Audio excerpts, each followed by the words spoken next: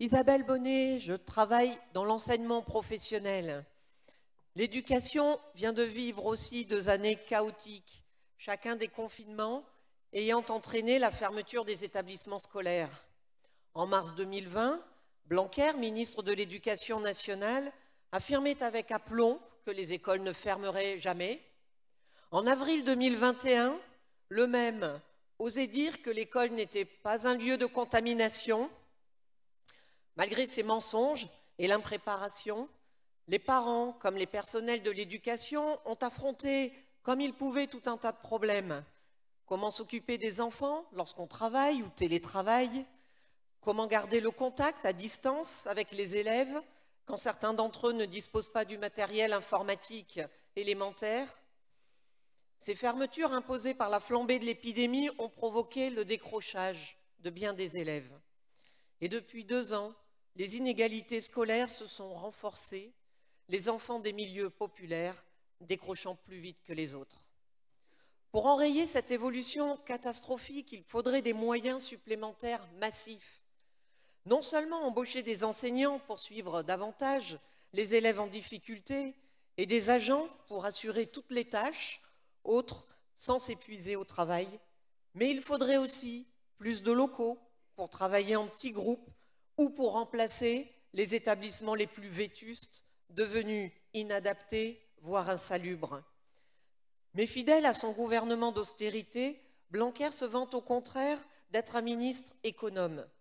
Pour la 2e fois, son ministère a rendu à Bercy plus de 200 millions d'euros cette année, une somme qui aurait permis de construire une centaine d'écoles ou de créer 4200 postes de professeurs. Or, rien qu'à la rentrée 2021, 1800 postes ont été supprimés dans le secondaire, alors qu'il y a 36 000 jeunes de plus.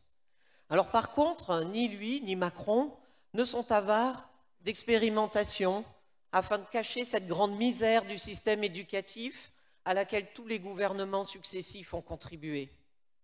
Ainsi, la seule réponse apportée par Macron à un instituteur marseillais qui disait « Nos élèves méritent mieux que ça », en lui montrant l'état piteux de sa propre école, bien ça a été la possibilité pour 50 directeurs d'école de recruter leur propre équipe enseignante, moyennant quelques subsides supplémentaires pour financer leurs projets.